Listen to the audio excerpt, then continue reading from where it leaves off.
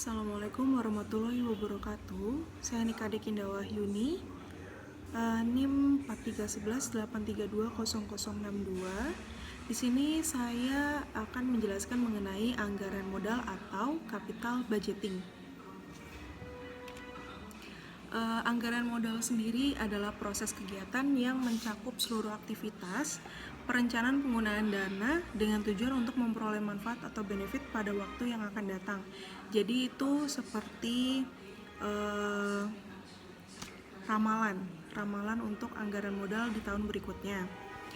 Di sini anggaran modal itu meliputi investasi yang mencakup pengeluaran atau beban dan manfaat benefit yang dikuantifikasi sehingga memungkinkan untuk diadakan penilaian dan membandingkannya dengan alternatif investasi lainnya.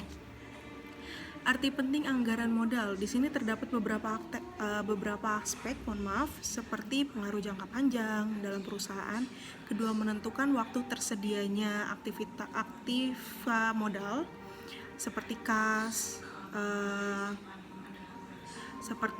piutang, persediaan atau lain-lainnya. Lalu ada kemampuan untuk bersaing, ada mutu barang modal dan untuk penarikan dana. Untuk jenis-jenis usulan investasi itu yang pertama ada independent proposal, yaitu usulan proyek mandiri. Yang kedua itu ada mutually exclusive proposal atau usulan proyek yang saling meniadakan.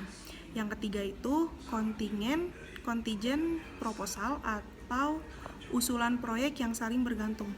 Kriteria ideal dalam anggaran modal. Di sini yang pertama itu saya jelaskan mengenai payback period.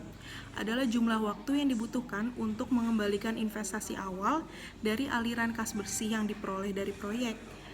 Di kriterianya itu kriteria penerimaan investasi. Payback period itu lebih besar dari umur investasi sama dengan proyek itu tidak layak untuk dilaksanakan. Lalu jika payback periodnya itu lebih kecil dari umur investasi hasilnya, lalu proyek itu layak untuk dilaksanakan. Yang kedua itu ada accounting rate of return atau kita sebut dengan ARR, yaitu metode yang mengukur besarnya tingkat keuntungan dari investasi yang digunakan untuk memperoleh keuntungan. Untuk kriteria penerimaan investasinya itu jika ARR lebih besar dari COC atau diskon faktor, maka proyek itu layak untuk dilaksanakan. Lalu jika ARR lebih kecil dari COC atau discount faktor, maka proyek itu pastinya tidak layak untuk dilaksanakan. Yang ketiga itu ada net present value methods atau kita sebut dengan NPV jika di rumusnya, yaitu metode untuk mencari selisih antara nilai sekarang dari aliran kas neto atau proceed dengan nilai sekarang dari suatu investasi atau cash outlays. Untuk kriteria penerimaan investasinya itu rumusnya NPV. Jika NPV sama dengan positif, maka proyek itu dilaksanakan. Untuk hasilnya itu positif. Jika NPV itu hasilnya negatif, maka proyek itu tidak dapat dilaksanakan. Yang keempat itu ada internal rate of return atau kita sebut dengan IRR. Merupakan metode yang menyamakan nilai sekarang dengan nilai investasi awal proyek tersebut. Untuk kriterianya itu jika IRR lebih besar dari COC atau discount factor, maka proyek itu layak untuk dilaksanakan. Jika IRR kebalikannya, yaitu lebih kecil dari COC atau discount factor, maka proyek itu tidak layak untuk dilaksanakan. Yang kelima itu ada benefit atau cost ratio atau profitability index, yaitu merupakan metode yang mengukur kemampuan perusahaan untuk memperoleh profit proyek yang dilaksanakan.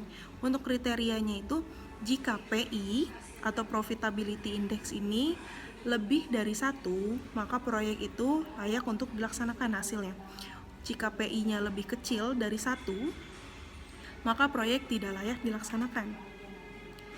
Sekian penjelasan anggaran modal dari saya. Semoga dapat bermanfaat dan sebagai salah satu syarat untuk tugas besar 2, yaitu syarat UAS di Universitas Mercu Buana, mata kuliah penganggaran perusahaan.